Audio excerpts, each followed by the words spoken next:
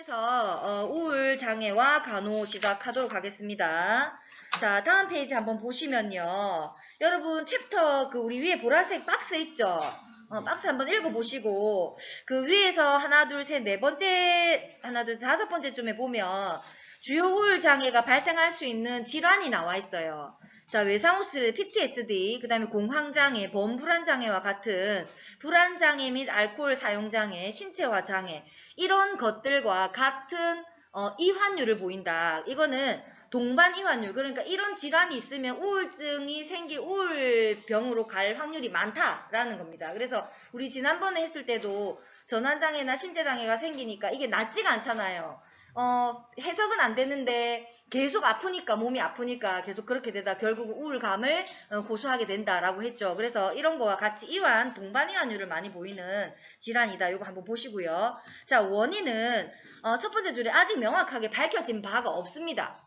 아직 명확하게 밝혀진 바가 없고 그게 중요하고요. 그래서 다른 정신질환과 같이 여러 가지 원인이 있을 거다라는 거를 한번 생각해 보는 거예요. 그래서 그 원인이 뭘까를 이제 보니까 생화학적, 유전적, 그리고 환경적인 요인, 스트레스, 그 다음에 뭐 해부학적 요인, 병리학적 요인 이렇게 여러 가지가 있을 거다라는 거를 전제하고 보는 견해가 지금 현재로서는 지배적입니다. 자, 그래서요, 첫 번째 요인으로 보면은 생물학적 요인을 보고 있습니다. 생물학적 요인에서 유전적으로 문제가 있지 않을까? 이렇게 해서 이제 한번 본 게 뭐냐면 이게 정신과에서 많이 해온 대표적인 연구들이에요. 쌍생아가 어느 한 집에서 이렇게 태어난 거야. 태어났는데 이 쌍생아를 같은 시점에 다른 집으로 각각의 다른 집으로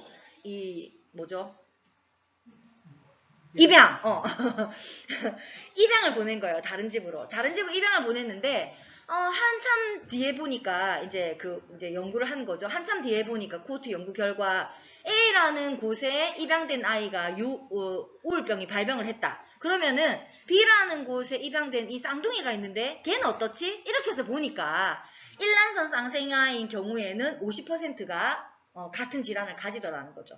그 다음에 이란성 쌍생아인 경우에는 10에서 20%가 같은 질환을 가질 확률이 높더라라는 결과가 많이 나와 있습니다. 그래서 이거는 우울병뿐만 아니라 정신분열병도 그렇고 우울병도 그렇고 여러 가지 질환들이 이런 것들에 대한 연구를 뒷받침해주는 근거들이 있거든요. 그래서 정신과적인 좀 질환을 가진 사람들은 유전적 소인이 조금 있지 않을까? 이렇게 생각하고 있습니다. 그래서 그 결과로 우울장애보다 상황이 보니까 양극성 장애나 뭐 요렇게 유전적인 가능성이 그냥 양극성 장애는 생각하지 말고요. 정신과적인 질환을 약간 유전적으로 보는 견해가 이런 연구 결과를 통해서 나타났다. 이렇게 보시면 됩니다. 교수님도 임상에 있을 때 남자아이였어요. 그때가 23살? 23살쯤 된 남자 환자였는데 키가 엄청 크고 그 친구가 연세대인가를 다니다가 조현병이 발병을 해가지고 입원을 했던 케이스였어요. 그래서 이제 이 친구가 너무 스마트한 거야. 그 한쪽 분야에는 너무 뛰어난 걸 가졌더라고요. 그래서 이제 이 아이는 어떻게 해서 이 질환이 생겼을까를 생각을 해봤던 생각이 아니라 이제 히스토리 테이킹을 쭉 했더니 알고 보니까 이 아이가 쌍생아였던 거예요. 그래서 다른 여자 일란성 쌍생아인 다른 남자 형제가 있었는데 그 형제가 서울에 저기 어디 다른 데 입양이 돼 있던 친구였거든요. 근데 그 친구도 알고 보니까 조현병이었어요. 그래서 진짜 현실적으로 이거를 뒷받침하는 약간 근거가 있었고, 근데 그 친구가 너무 심통이 심해가지고 클로자릴이라는 약을 안티사이카틱스를 계속 썼거든요. 그래서 이제 그렇게 하다가 나중에 이제 뒤에 나오겠지만 약물하면 나오겠지만 클로자릴이라든지 리튬이라든지 카바마제핀, 발프룩 애시드 이런 것들은 약물에 대해서 그 농도가 높으면 독성이 나타나거든요. 혈중에. 그래서 이 친구 같은 경우에는 클로자릴을 써서 WBC가 확 떨어져가지고 백혈병이 생기기 직전에 있는 상황이었어요. 이제 그런 케이스였거든요. 그래서 이 친구가 교수님이 되게 기억에 남는데 그런 경우가 있었다. 그래서 쌍생아 연구가 실제적으로도 그렇게 뒷받침되는 어떤 유전적으로 약간 소인이 있다라는 것을 보여주는 이야기입니다. 자, 그래서요. 첫 번째 줄에 우울증을 가진 가족 내에서 우울증이 더 발생한다는 것으로 약간 보고되고 있다. 이거 왜 그러냐면 이게 가족적으로 우리가 습관이라는 게 있잖아요. 생활하는 습관, 생활 습관. 그러다 보니 우울증에 약간 소인이 있는 부모님 밑에서 자랄 때 환경적으로 자녀들도 그런 무드를 비슷하게 닮아갈 수가 있다라는 거죠. 그래서 그렇게 유전적으로 소인이 있는데 한 집안에서 살아가는 그 환경적인 요인조차도 그런 상황이다 보니 나중에 이 아이가 자녀가 결혼을 해서 아이를 낳았을 때 또 약간 유전적인 소인이 있더라. 이런 결과를 약간 증빙하는 자료라고 볼 수 있겠습니다. 그런데 그 현재 많은 연구들은요, 이거를 명확하게 뭔가 증명하기 위해서 노력은 하고 있습니다. 하지만 이게 인간과 관련된 이야기고, 그 다음에 아주 긴 이야기잖아요. 코호트가 아주 길게 가야 되는 어떤 코호트 연구가 필요한 연구다 보니까 어려울 수는 있지만, 그래도 대략적으로 뭔가 유전적으로 뭔가 어떤 그런 관련이 있다. 이렇게 보고 있습니다. 그래서 1난선 쌍생아 중 한 명이 우울장애일 때는 나머지는 50%, 2난선 쌍생아가 우울장애일 때는 10에서 20% 가능성이 있다. 이렇게 보고 있습니다. 자, 두 번째는요, 생화학적 이론입니다. 모노아민 이론이라고도 하는데요. 아민 계열이 하나인 경우를 말하는 거예요. 모노아민은. 그래서 우리 신체에 여러 가지 신경전달 물질이 있는데 아민이 하나가 있는 모노아민 계열의 신경전달 물질, 즉 그게 뭐다? 세로토닌, 카테콜라민, 아세틸콜린 이런 것들이 우리 신경전달 물질 세계에서 약간 문제가 있지 않을까, 그렇게 해서 보는 거예요. 이거는 신경수용체막 그 첫 번째 줄에 보면 세로토닌, 아세틸콜린, 카테콜라민, 도파민, 노르에피네피린, 에피네피린 이런 것들이 조절에 문제가 있어서 관련이 있지 않을까. 그래서요, 결론적으로 봤을 때 신경수용체막에 변화가 조금 생기지 않나, 그런 이야기인데, 자, 신경수용체막이라고 하는 건 여러분, 신경전달 물질이 전구의 앞에 신경 그 체가 있고 뒤에서 신경체가 있고, 이게를 여기서 이렇게 신경전달 물질이 막 나오면 여기서 받아들이는 또 물질이 있잖아요. 그런데 우리 몸 속에는 신경전달 물질이 엄청나게 많죠. 그래서 위에서 이제 품어낼 때 교수님이 표로 예를 들게요. 네모난 신경전달 물질이 있고 세모난 게 있고 별표가 있고 동그라미가 있고 여러 가지 신경전달 물질의 종류가 있죠. 그러니까 그게 다 카테콜라민 뭐 이런 내용인 거예요. 그럼 걔네들이 막 분비가 됐을 때 이 받아들이는 수용체에서 만약에 자, 요쪽은 보이네요. 자, 만약에 앞쪽에 있는 여기서 이렇게 물질이 막 나오는 거야. 어떤 물질이? 네모, 세모, 동그라미, 별표 이런 많은 물질들이 나와요. 그러면 받아들이는 수용체에서 이 세모를 받으려면 여기가 세모 이렇게 생겨야 받을 수 있겠죠. 그 다음에 동그라미가 되려면 여기가 이렇게 돼야 받을 수 있겠죠. 근데 이렇게 막 받는 수용체들이 어떤 문제가 생겨가지고 닫혀버리는 거예요. 그럼 얘들이 안 받아들여지니까 여기 막 유리가 돼 있겠죠. 이렇게 막 떠다니고 있겠죠. 그랬을 때 우울증이 발생한다라는 거예요. 지금은 대표적으로 교수님 우울증만 얘기하지만 만약에 조현병과 관련된 신경전달 물질이 막 분비가 이제 위에서 우리가 주고받고 해서 몸속에 분비가 되고 또 배출이 되고 이렇게 돼야 되는데 이게 안 된다. 그러면은 여기서 유리가 될 때 생길 수 있는 질환들이 다 정신과적인 질환과 관련이 있다라고 보시면 돼요. 그래서 우울증이다. 우울증이면은 대표적으로 뭐죠? 우리가 약간 우울한 사람들은 뭐랍니까? 약간 센치하네? 이런 표현 들어봤나요? 그래서 세로토닌이라고 기억을 하세요. 대표적으로. 알겠죠? 그래서 우울, 디프레시브한 사람의 경우에 신경전달 물질은 대표적으로 세로토닌이 많아져서 우울하다. 이렇게 보시면 됩니다. 그 다음에 뭐 치매도 있고 여러 가지 다 있겠지만 그건 또 뒤에 가면서 설명을 할게요. 자, 그래서 많이 유리가 되어서, 그러니까 여기에 문제가 있어서, 그죠? 그래서 신경체막, 수용체막에 문제가 있어가지고 얘들이 흡수가 돼야 되는데 문제가 있어서 얘를 못 받아들이는 거예요. 그러면은 조직 내에 막 기관에 이렇게 막 떠들겠죠. 그래서 우울이 온다. 이렇게 보는 이론입니다. 자, 그래서요, 신경수용체막의 변화가 있어서 오는 건데, 그 신경수용체막 중에서 하나가 뭐다? 시상하부, 뇌하수체, 부신피질로 가는 그 축. 그래서 이름 첫자를 따가지고 HPT A 엑시스 그 축에 문제가 있어가지고 우울이 오지 않을까. 그 다음에 그 축에 문제가 있으니까 콜티졸이라고 하는 어떤 호르몬들이 막 과다하게 막 분비가 되는 거예요. 그러다 보니 약간 우울이 오지 않을까 이렇게 보고 있습니다. 그래서 콜티졸은 여러분 또 무슨 어디에 또 관여를 하죠? 콜티졸은 스트레스 받을 때 콜티졸이 막 분비되잖아요. 그죠? 그래서 나중에 여러분들이 이제 어떤 뭐 대학원 석사를 가거나 박사 과정을 가거나 할 때 스트레스와 관련된 연구를 해보려면은 샘플링을 콜티졸을 하면 돼요. 그래서 콜티졸이 많이 분비되는 샘플링 결과가 나온다 이러면 이 사람은 스트레스가 높구나 이렇게 또 볼 수도 있어요. 그래서 콜티졸의 분비 증가는 우울증을 가장 약간 뒷받침하는 결과다. 그래서 뭐 때문이다? 아세틸콜린 신경전달 물질을 조절하는 문제가 있어서 그 다음에 그 대표적인 신경수용체막에 문제가 있어서 변화가 있어서 우울이 온다. 이렇게 보시면 되겠죠. 자, 그 다음에 세 번째는요. 그러죠? 그래서 요거 나와 있는 이야기고요. 뒤에 거 안 보셔도 될 것 같아요.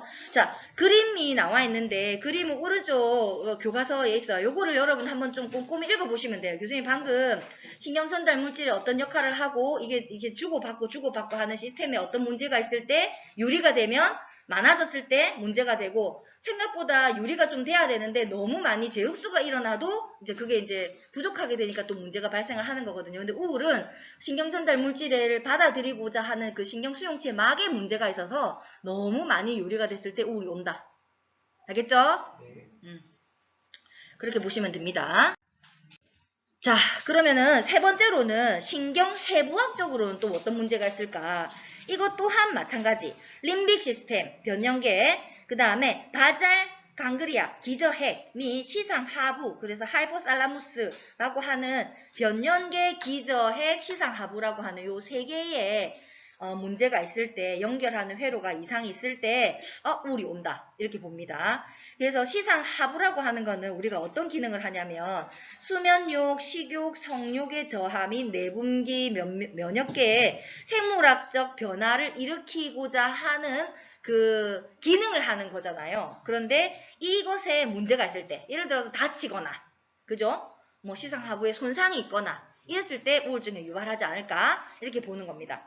그래서 오른쪽에 257페이지에 기저핵의 장애는 우울증에서 보이는 대표적인 증상을 보이더라.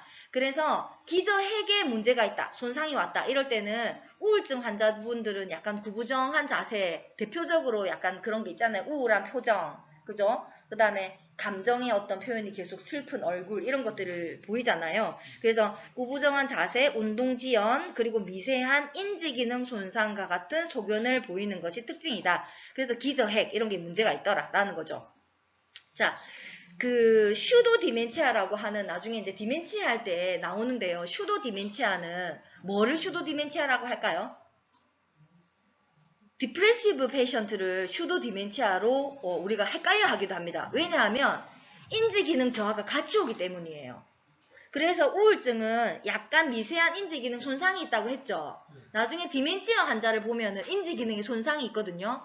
그런데 나이가 있어서 우리가 디멘치아로 진단을 하지만 알고 봤더니 이분은 디멘치아가 아니라 그냥 우울만 있었던 환자였던 거예요. 그래서 디멘치아인 듯하지만 우울해서 반응이 느리고 대답을 안 하고 인지기능에 손상이 온 거는 슈도 디멘치아라고 합니다. 그래서 우울 환자와 디멘치아 환자를 상당히 구분하기가 어렵다라고 보는 거예요. 이해되나요? 그래서 우울 환자는 어떻다? 인지기능, 계산을 하라면 계산을 못해요. 오늘 날짜가 언제예요? 오늘 날짜가 어떻게 됩니까? 이렇게 물으면 반응이 없어요. 이렇게 여러분들처럼. 환자분이 왔어요. 그래서 안녕하십니까? 네, 성함이 어떻게 되시죠? 안 해요. 진짜 메이저 디프레시브 하신 분들은요. 눈물만 뚝뚝 흘려요. 진짜 교수님 그런 사람도 면담을 해봤었거든요. 어떻게 진짜 진땀이 납니다. 막 식은땀도 막 등줄기 막 땀이 나고요. 어떻게 해야 될지를 모르겠더라고요. 그런데 갑자기 이제 우리가 배운 거를 생각하면서 옆에 탁 앉아가지고 손을 싹 잡아주면서 많이 우울하시군요. 오늘 날짜 혹시 기억이 날까요? 오늘 날짜 한번 이야기해 보시겠어요? 이렇게 물으면 2022년 뭐 이렇게 얘기합니다. 그래서 지연된 동작, 그 다음에 느린 반응, 그 다음에 구부정한 자세 이런 것들이 특징적인데 그게 뭐 때문이다? 어디서 어떤 문제 때문이다? 기저해계 장애가 있을 때 우울증이 온다라는 거예요. 그래서 이거를 진단하기 위해서 CT, MRI, 스펙 뭐 이런 것들을 한다 이렇게 보시면 되겠습니다. 자, 다음 네 번째는요. 약물과 신체 질환입니다. 여러분 술을 기분이 오늘 너무 우울해. 여러분 있잖아요. 이렇게 비가 약간 촉촉이 오고 오늘 같이 이런 날 딱 땡기는 게 뭐지? 파전과 막걸리잖아요. 그죠? 이게 다 이유가 있어요. 그 바깥에 비가 오면은 음이온들이 막 둥둥둥둥 다니죠. 뛰어 있잖아요. 비가 오면은 습하니까. 음이온이란 게 습한 걸 말하는 거잖아요. 걔들이 막 있어요. 그럼 우리 몸속에도 우리 신체도 양이온, 음이온들이 막 왔다 갔다 하면서 심장도 뛰고 막 이렇게 하는 어떤 막 그런 병리적인 문제가 일어나고 있잖아요. 그때 바깥에서 비가 오면은 이게 마이너스라 합시다. 마이너스 이온이라 합시다. 그러면은 몸에 있던 플러스 이온이 막 나가려고 해요. 그럼 이렇게 싹 만나지거든요. 그래서 내 몸이 우울해지는 거예요. 그 무드 자체가.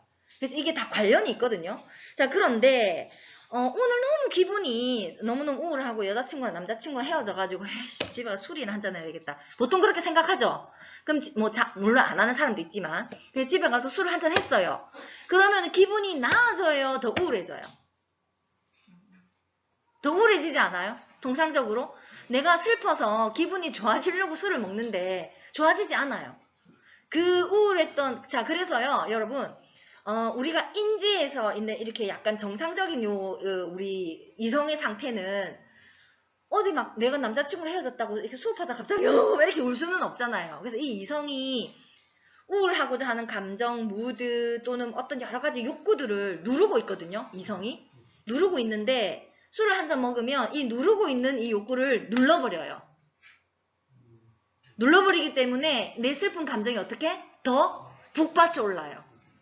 그런 어떤 원리거든요. 그래서 약물, 술, 알코올 이런 물질들이 도움이 되는 것 같지만 아니라는 거죠. 자, 그래서요.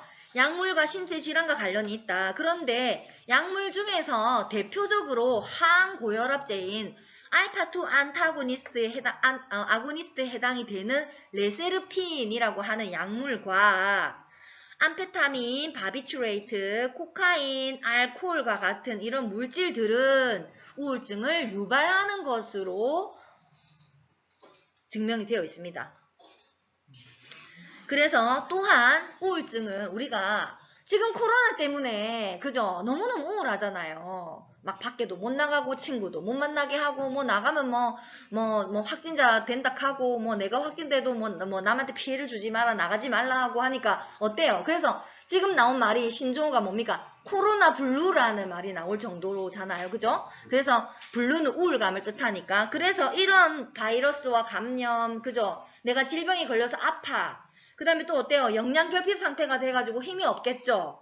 그 다음에 뭐 내분비계 장애, 뭐 당뇨라든지 어떤 여러 가지 뭐 혈관성 질환이라든지 여러 가지 뭐 내분비계 장애가 있다라든지 빈혈, 다발성 경화증, 종양, 뇌혈관 질환, CNS의 장애 이런 것들이 오면 내가 내 마음과 다르게 몸이 안 움직여지고 막 이렇게 되면 우울할 수밖에 없잖아요. 그죠? 그래서 그런 것들 또한 2차적으로 우울을 유발하는 것으로 본다.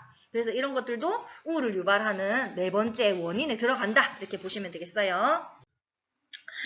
자, 그 다음에 심리사회적 요인으로 그럼 어떤 원인이 있을까를 봤더니 첫 번째는 정신분석 이론, 두 번째는 대상상실 이론, 세 번째는 성격구조 이론, 네 번째는 인지 이론, 다섯 번째는 행동 이론, 여섯 번째는 스트레스와 환경 이론으로 나눕니다. 자, 우리에게 심리사회적으로 우울증을 유발시킬 수밖에 없는 어떤 요인들이 엄청나죠? 그래서 정말 요거를 잘 유지하는 게 어렵겠지만 그래도 우리는 잘 해야 됩니다. 자, 첫 번째로 정신분석 이론입니다. 우울장애에 대해서 정신분석학자인 프로이드는 얘기했어요. 구강기, 또 구강기예요. 또 구강기. 그죠? 그래서 구강기 때가 상당히 중요합니다. 그래서 구강기 때 어머니의 관계가 문제가 있는 사람에게 또는 상징적인 대상의 상실을 경험한 경우에 그 고통을 감당하기 위해서 인트로젝션을 시킵니다. 사람들은 무의식적으로. 자, 내가 아무것도 모르고 세상에 태어났는데 배가 고파요. 그래서 빽빽 울었어요. 으이 하는데 아유 그래 사랑스럽게 밥을 주던 사람이 있었어요. 근데 조금 있다가 이제 또 잠이 오네. 잠을 잤어요. 근데 또 배가 고프네. 응애 울었어요. 근데 아까 밥 주던 사람이 없네. 자, 그때는 우리가 배가 이게 기본적인 욕구이기 때문에 생명의 위험을 느끼게 되는 거죠. 그러면은 어떡하지? 누가 아무도 없나? 이렇게 하면서 막 불안이 이제 올라오기 시작하면서 무의식적으로 나도 모르게 이거는 내가 빽빽 울었기 때문이구나.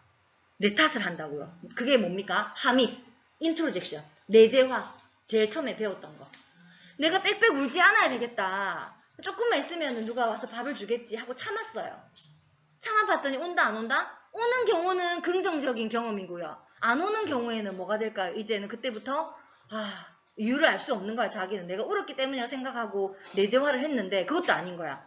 이제 이렇게 되는 거예요. 그래서 실제로 상징적인 대상의 상실을 경험한 경우에는 그 고통을 감당하기 위해서 스스로 함입이라고 하는 방어 기전을 이용을 하는데 그것에 대해서 만약에 대상이 또 분노스러울 수 있잖아요. 내 배가 고프다는데 왜 내 밥을 안 주지? 그죠? 분노. 그 다음에 그럼 화가 나기 시작합니다. 공격성. 이런 것들이 자기 자신에게 내재화되었기 때문에 그것이 성인이 되었을 때 어떤 이벤트가 딱 생겼어요.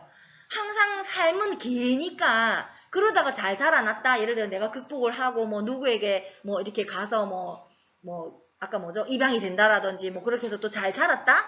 잘 자랐는데 아무렇지 않게 아주 긍정적으로 적극적으로 살아가려고 노력을 하는데 남자친구 여자친구를 만났다? 이 남자친구나 여자친구가 갑자기 뭐 연락도 없이 했는데 우리 헤어져 하고 헤어져 버렸다. 그러면 또 상실을 경험하는 거잖아요. 그럴 때 어렸을 때 그 내재화됐던 게 무의식에서 올라와서 이제 우울해지기 시작하는 거예요. 내 인생은 왜 이럴까? 내 삶은 왜 이럴까? 이렇게 되는 거죠. 그러면 거기서 이제 내 삶은 왜 이럴까? 내 인생은 왜 이럴까라고 생각하는 거는 뒤에 나오는 성격 구조 이론과 또 같이 엮이는 거예요. 그래서 기본적인 원인은 정신분석 이론적으로 따지면은 내가 어렸을 때 구강기 때 어머니와의 관계가 잘못됐거나 상실했기 때문에 그리고 그 결과 내가 인트로젝션이라고 하는 함입이라고 하는 방어 기제를 사용하기 때문이다. 그리고 상실에 대한 분노, 공격성이 자신에게로 향했기 때문이다. 그래서 우울이 온다라고 정신분석 이론에서는 이야기합니다. 자, 연결되는 이야기입니다. 두 번째, 상실, 대상 상실 이론입니다. 자, 이거는요, 볼비에 의해서 보통 유명해졌는데 대상 상실이라고 하는 거는 애착의 대상으로부터의 충격적인 분리를 의미하는 용어다. 그래서 어린 시절의 상실 경험과 성인기에 경험하는 이별이 우울의 소인이 된다라고 보는 거예요. 그래서 우리가 사랑했던 할머니 또는 뭐 형제, 가족, 그죠? 뭐 부모님은 좀 클 거고 그래서 그런 대상을 상실하게 되면 당연히 우울할 수밖에 없겠죠? 그런 거를 말한다. 교수님이 저기 2014년에 마우나 리조트 붕괴 사고가 있고 나서 이제 상담을 했다고 했잖아요. 얘기했나요? 안 했어요? 그 4월 16일에 세월호 터지기 전에 2월 14일에 경주에 마우나 리조트 붕괴 사고가 먼저 있었습니다. 같은 해에. 근데 이제 그 마우나 리조트 붕괴 사고는 학생들이 MT를 신입생들이 갔는데 눈이 갑자기 왔어요. 거기에 경주에 마우나 리조트에. 그래가지고 눈이 갑자기 와서 그 위에서 너무 이렇게 눈이 많이 오다 보니까 이게 가건물이 이렇게 무너졌거든요. 무너져서 생긴 사건이었어요. 그래서 이제 그때 9명이 사망을 했거든요. 9명이 사망을 했는데 이제 9명 유가족을 다 상담을 했어요. 유가족도 상담하고 뭐 그 약간 다친 애도 상담하고 막 그렇게 했었는데 그때 다 정말 사랑하는 가족들을 다 상실했잖아요. 그러다 보니까 우울감을 많이 경험을 하는데 여러분 그때 교수님이 해줬던 상담 내용은 뭐였냐면요. 충분하게 우울해라. 충분하게 그 애도 기간을 가져라 라는 거였어요. 우리가 당연한 거잖아요. 슬픈 거는. 그래서 더 이상 내가 후회하지 않을 만큼 애도 기간을 가지라고 했어요.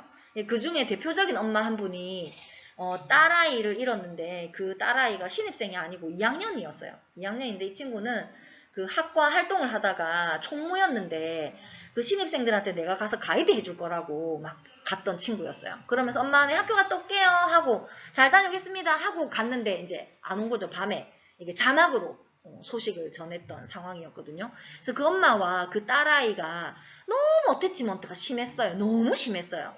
애착관계가. 그러니까 과할 정도로 심했어요. 앞에 우리도 배웠지만 약간 아노렉시아 놀부사나 여러 가지 약간 성격장애나 이런 것들이 있을 때 가정에 엄마가 과잉보호하는 경우도 있다가 나오죠. 그런 게 있어요. 그래서 이 엄마가 이 아이를 왜 이렇게 못 잊고 슬퍼할까 이런 생각을 하고 있었는데 봤더니 너무 이 아이에게 모든 걸 다 의지하고 있는 엄마였어요. 그러다 보니 이 엄마가 본인이 의존하고 의지했던 돌보는 것 같지만 엄마가 아이를 돌보는 것 같지만 그 아이에게 엄마가 심리적으로 너무 의존을 많이 하고 있었던 거예요. 그래서 이 분리가 되니까 엄마가 너무 힘들어 하더라고요. 그래서 이제 한 4년, 5년 정도는 계속 상담을 했어요. 왜냐하면 교수님들도 상담을 하면 페이를 좀 받거든요. 근데 이제 그 기간이 끝나도 그냥 교수님은 계속 가서 상담을 했어요. 도의적으로. 그 이제 작년 추석 때 이제 마지막으로 받고 올해 돼서도 이제 한번 연락을 해야 되는데 근데 작년 추석 때쯤 이제 다시 만났더니 그 중간에 아버지도 돌아가시고 어머니도 돌아가시고 막 그 남자 아들이 하나 있거든요. 예, 걔는 누나를 잃은 것 때문에 또 너무 막 이렇게 심했었어요. 그래서 교수님이 그런 상담을 하면서 이제 마지막에 막 논문을 써서 막 얘기를 했는데 한 번씩 교수님이 써놓은 논문을 읽으면 내가 봐도 눈물이 나요. 너무 글을 잘 썼더라. 근데 그게 그분들의 살아있는 경험담 때문에 그런 거거든요. 이제 나중에 여러분 알게 되겠지만 그게 질적 연구의 하나예요. 그래서 우울이라고 하는 거는 약간 그런 애착 대상으로부터 충격적으로 분리가 될 때는 우울할 수밖에 없어요.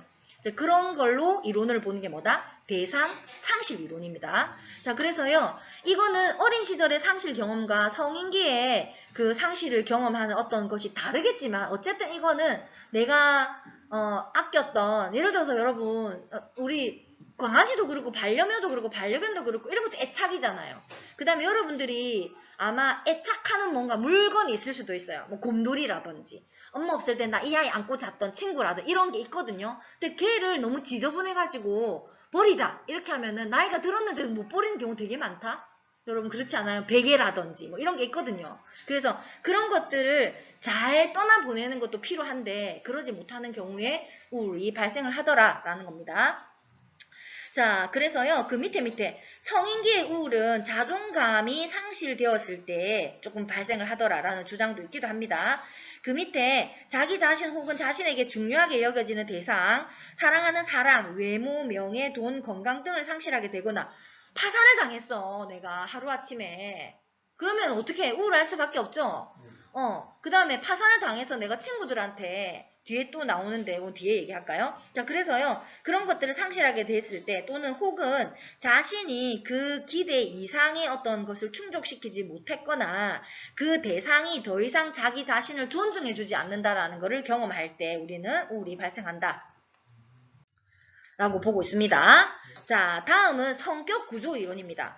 자, 세 가지 성격 유형이 약간 우울감을 많이 경험하더라라는 거가 조사가 되었는데요. 첫 번째, 지배적인 타인에게, 즉 권위주의적인 타인에게 의존을 하고 있었는데 그래서 자존감이 유지되었어요. 그 권위주의적인 사람이 자기의 자존감을 지켜주고 있었어요. 그런데 그 사람이 변심을 하는 거지. 권위주의니까. 그러면 이때 어때요? 자기의 자존감을 유지시켜주는 사람이 없어진 거죠. 그렇게 되는 의존적인 성격을 가진 사람은 약간 우울에 빠지기 쉽더라. 이거고요. 의존적인 성격. 그 다음에 또 나왔어요. 수동적이고 타인의 관심이나 보고 도움을 바라는 의존적인 성격. 이런 사람들은 욕구가 충족되지 않을 때 절망하기 때문에 우울이 발생한다라는 거고요. 두 번째는요. 강박적인 성격. 내가 오늘 10시간을 꼭 걸어야 돼. 그러면은 9시간 49분을 걸었어. 그럼 절대 용납이 안 되는 그런 강박적인 성격. 내가 왜 오늘 10분을 더 못 걸었지? 이렇게 하면서 막 슬퍼하는. 그래서 그게 성격적인 문제더라는 거죠. 그래서 강박적인 성격. 그래서 보세요. 이 사람들은 강박적인 성격을 가진 사람들은 비현실적인 목표를 세웁니다. 하루에 10시간 어떻게 걸어요? 그죠?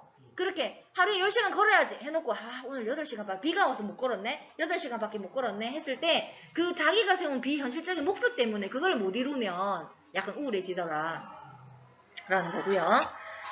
자, 그 다음에 실패할 경우에는 우울증이 빠진다. 셋째, 강력한 금기사항 때문에 어떤 형태로든 만족을 억제하는 유형. 이거는 뭐냐면 어릴 때부터 너무 이렇게 유교적이고 약간 도덕성을 막 강조하는 부모님의 어떤 그 슬하에서 자란 거야. 그래서 기뻐도 남자는 태어나서 3번만 노려야지. 이런 얘기 많이 듣는다 했잖아요. 3번만 노려야지. 근데 내가 울면 너무 슬퍼. 4번째인데 지금 울면 4번째인데 너무 슬퍼. 그러면 안 울 수가 없잖아요. 근데 나도 모르게 눈물이 흘렀어. 그런데 성격이 이런 성향을 가졌다면 그거를 울지 않으려고 계속 억제를 하는 거예요. 아니야, 남자는 3번이라서 지금 4번째니까 울면 안 돼. 나도 모르게 계속 억제하는 거예요.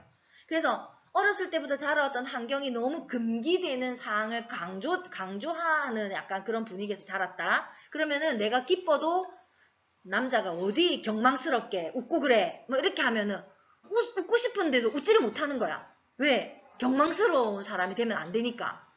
이런 걸 말하는 거예요. 그런 어떤 성격이 형성된 경우. 그래서 내가 어떤 형태로든지 만족을 해야 되는, 표현을 해야 되는데 그거를 억제하는 유형. 아니야, 울면 안 돼. 아니야, 기뻐해서도 안 돼. 이런 유형. 남성들이 좀 많더라고요. 교수님이 소방서 상담을 가보니까 외상후 스트레스 장애를 경험하고 있는데 너무 괴로운데 막 동그란 원통만 보면은 막 불이 막 팍 터질 것 같아가지고 막 불안해서 미치겠는데 그 말을 못하는 거예요. 그래서 이제 교수님이 또 살짝 불러서 이제 얘기를 하고 상담을 하다 보니까 이제 몇 번 상담을 하다 보니까 사실은 교수님 저는 원통형의 그 부탄가스 있죠? 긴 거. 그것만 보면 막 심장이 막 뛰고 막 불이 나서 날 것 같고 막 미치겠대요. 막 너무 불안하고 막 앞도 안 보이고 흐리고 막 식은땀도 나고 막 그렇대요. 그래서 어떻게 해야 될까요? 이러더라고요. 그래서 이제 참 힘드시겠군요. 근데 혹시 이제 그거와 관련된 어떤 일이 있었는지 한번 여쭤봐도 될까요? 아무래도 소방관이니까. 그래서 이제 물어봤더니 이분은 예전에 그 화재 조사를 하던 분이었어요. 근데 화재 조사를 하러 들어갈 때 안에서 막 엄청나게 많은 그 불 때문에 보통은 불이 엄청나게 많이 나면 못 들어가거든요. 바깥에서 대기하다 불이 좀 꺼지면 들어가요. 그래서 이제 대기를 하고 있다가 나중에 불을 좀 이렇게 약간 조금 꺼지고 나서 잠잠해지고 나서 들어갔는데 이제 사람들이 다 탔던 거죠. 여러분 사람 타는 냄새도 단백질 타는 냄새가 머리 하나 태워보세요. 그 냄새거든요. 근데 냄새도 각인데요. 그래서 이제 그 환경에 막 접해졌다가 집에를 돌아왔는데 몸이 다 너무 힘들어가지고 스트레스도 안 풀린 상태에서 부인이 여보야 삼겹살 먹자 하면서 이제 부탄가스를 켜는데 그 순간 막 자기가 막 자기도 모르게 막 아야! 이렇게 막 화를 냈대요. 꼬라! 이러면서. 그래 이제 부인은 이유도 없이 놀랬을 거 아니에요. 그게 제각성이 되면서 제 경험이 되면서 이제 계속 가면은 이제 외상후 스트레스 장애로 가는 거고 그때 극복이 돼야 되는데 그렇게 해서 자기가 이제 자기도 알아챘대. 그걸 알아챘는데 그걸 어떻게 할 수가 없다. 그 원통만 보면은 계속 불이 날 것 같고 그때가 막 떠오르면서 막 자기 몸이 반응하는 거예요. 이미 이분은 그래서 신체 지금 장애가 온 거죠. 외상후 스트레스 장애가 온 거거든요. 그래서 이제 그런 경우에는 치료를 받아야 됩니다. 그런 경우가 있었어요. 그래서 지금 뭐 얘기하다가 얘기가 나왔죠. 그래서 어쨌든 하지 말아야지. 남자는 울면 안 돼. 기뻐도 막 기뻐하면 안 되고 슬퍼도 슬퍼하면 안 되고 이런 자꾸 이렇게 억제하는 그런 성격이 이런 우울증을 만들더라. 그래서요 소방관들도요 그 하시는 얘기가 자기들은 시신으로 수습하는 일이기 때문에 할머니가 돌아가시고 부인이 돌아가시고 형님이 돌아가셨는데 눈물이 안 나더래요. 이거는 이제 감정이 메말라서 그런 건데 그래서 소방관 울면 안 돼. 그래서 왜 우시죠 왜 이랬더니 아이고 뭐 남자가 운다고 어디서 욕들을 물라고요 이러더라고요. 그래서 그런 게 많이 있습니다. 근데 결국은 그분은 이제 우울감을 이제 가지게 되시겠죠. 이제 그런 것이 세 번째 특징이다. 알겠죠? 세 번째 우울감에 대해 성격 구조에 대해서 이해되셨죠? 그래서 강력한 금기사항 때문에 어떤 형태의 만족이든지 간에 억제하는 유형의 성격을 가진 사람이 우울감을 가질 확률이 많더라. 그 얘기고요. 자, 네 번째 인지 이론입니다. 자, 인지, 코그니션이라고 하는 거는 계속 나옵니다. 자, 여러분 지금 몇 시쯤 됐을까요? 시계 있나? 아, 시계 보지 말고 얘기해야지. 대략 우리가 인지가 대략적으로 보지 않아도 대략 그쯤 됐다라는 걸 인지하는 거고요. 지금 우리는 어디에 있죠? 춘해보건대학교에 있잖아요. 어느 건물에 있죠? 이영선기념관. 몇 호에 있죠? 여러분들은 MMS에서 다 만점이에요. 그런데 치매 어른들은 그걸 몰라요. 이거 어디지? 이렇게 하거든요. 그런 약간 인지라는 게 중요한데요. 이거 쉬었다 할까요? 바로 할까요? 쉬었다가? 그냥 바로 할까요? 쭉 하고 빨리 끝낼까요? 네. 그래서 코그니션이라고 하는 어떤 인지의 문제인데 이거는 이제 백이라는 사람이 조사를 했어요. 그래서 나중에 여러분 우울증 검사할 때 백의 우울 척도를 많이 씁니다. BDI. 백의 디스프레시브 인벤토리를 많이 씁니다. 그래서 이제 백이 만들었어요. 이 사람은 자기가 가지고 있는 자기가 있는 그 자기와 세상, 미래 이런 것들에 대해서 잘못된 인지가 왜곡된 거를 의미한다라고 하는데요. 백은 우울에 잘 걸리는 사람은 과거의 경험을 통해서 자기 자신을 부정적으로 보는 견해가 있다는 거예요. 우리 아노렉시아 nervosa가 자기는 너무 야위인데 인지가 잘못돼가지고 뚱뚱하게 보인다 했죠. 우울도 마찬가지. 그래서 잘못된 경험 때문에 내가 이런 일 있으면 그래서 남자친구 여자친구를 잘 못 만나는 친구들이 자기가 차일까봐 또는 자기가 상처받을까봐 약간 두려워서 사람을 못 만나는 사람들이 제법 있습니다. 그게 과거 경험 때문에 그렇거든요. 나는 이 사람이 내한테 항상 평상시에 니 왜 이렇게 코가 못생겼노? 이렇게 말했는데 내는 코가 못생겨서 사람을 만날 수가 없구나 라는 잘못된 인지 때문에 그렇다는 거죠. 그래서 자기 자신을 부정적으로 보면서 자기 자신을 둘러싼 세상도 사람을 내를 못 살게 굴거나 어떤 요구만 하는 대상으로 생각하는 부정적인 인지가 특징적이다. 그래서 미래에 대해서는 비관적으로 생각하는 인지적 왜곡을 가지고 있는 사람이 우울을 많이 경험하더라. 자, 우울한 사람들은요, 불행한 사건을 개인의 결정, 내 때문에 내가 부족해서 이런 일이 일어났다라고 인지하는 거예요. 자신의 부정적인 측면만 생각을 하고 자신이 잘하고 있는 능력이나 성취, 공헌, 자기가 얼수를 잘할 수 있는 그런 것들은 생각을 못해요. 그리고 다른 사람과 자꾸 비교를 하면서 스스로 자존감을 손상시킵니다. 그 다음에 다른 사람과의 만남이 모두 부정적인 경험이 되는 거예요. 지금 엄청 즐거웠는데 한 번 안 좋은 일이 있으면 즐거웠던 거는 생각이 안 나는 거예요. 안 좋은 것만 기억을 하는 거예요. 그거는 인지적으로 내가 여러분 그래서요. 여러분 스스로가 나는 인지적으로 포지티브한 띵킹을 하는 사람인가 아니면은 네거티브한 띵킹을 하는 사람인가를 좀 잘 살펴보고 아이고 니가 하지 마라 니 못되겠노 이렇게 하는 사람보다 그래 할 수 있어 니 말 할 수 있을 거야 이렇게 긍정적으로 말하고 생각하는 게 정말 중요합니다.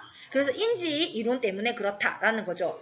밑에 줄에 회피하고자 하는 어떤 욕망이 극단적으로 표현이 되면 자살의 욕구가 생기기도 하고 자 그래서 인지 이론을 근거로 하여 우울증 환자의 인지적 왜곡을 체계적으로 바꾸어주는 접근이 필요하다. 그래서 이것이 바로 인지치료다.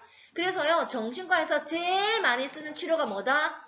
인지치료. 알겠죠? 코그니티브 테라피 많이 합니다. 잘못된 인지를 바꿔주는 거. 내가 너무 목이 타서 물을 딱 한 잔 먹고 싶어요. 여러분 잘 알죠? 근데 물은 컵은 요만한데 물이 딱 반이 있어요. 반이. 자 그럼 어떻게 인지적으로 어떻게 한다? 와 나 진짜 딱 물 한 모금이면 되는데 물이 이만큼이나 있네. 이렇게 생각하는 사람인지 아니면은 와 진짜 이걸 다 먹어도 내 갈증이 사라지지 않을 거니까 와 물이 이거밖에 없어? 아쉽다. 이렇게 생각하는 사람일지 여러분 나는 어떤 사람인가를 잘 한번 생각해보고 와 물이 나는 한 모금이라도 되는데 이렇게 포지티브 띵킹을 하는 습관을 들이는 게 중요합니다. 생각도 습관이거든요. 근데 습관이 바뀌면 내 삶이 바뀝니다. 그리고 긍정적으로 즐겁게 사는 사람은요 옆에 긍정적으로 즐겁게 사는 사람들만 모입니다. 에너지들이 알겠죠? 그리고 부정적으로 네거티브하게 사는 사람들 혼자 있고 싶은 사람 그런 사람들하고만 몰립니다. 그래서 여러분 삶을 즐겁고 행복하게 성공적으로 살아가려면 여러분 즐겁게 웃으면서 항상 밝은 에너지를 가지고 살아야 돼요. 알겠죠? 자, 그것이 인지 이론이다. 이렇게 보시면 되겠고 그 다음에 행동이론입니다. 행동이론은요. 셀리그만이 처음으로 제기하였고요. 기분장애를 학습된 무기력감으로 설명하였습니다. 자, 이거는 뭐냐? 내가 자꾸 실패하는 거를 경험을 했는데 그게 이미 학습이 돼버린 거예요. 학습된 무기력은 많이 나오죠. 폭행 사건에도 많이 나오잖아요. 남편이 계속 때려. 부인이 계속 때려. 그런데 왜 오늘은 안 때리지? 이렇게 된다고요. 그게 학습된 무기력입니다. 자, 그래서 내가 여기를 뛰쳐나가서 빠져나가서 신고를 해야 되는데 학습된 무기력을 있는 사람들은 오늘은 잠잠해지나 보다. 다행이다. 이렇게 생각을 하고 신고하는 방법조차 몰라요. 오늘은 왜 안 때리지? 이렇게 된다고요.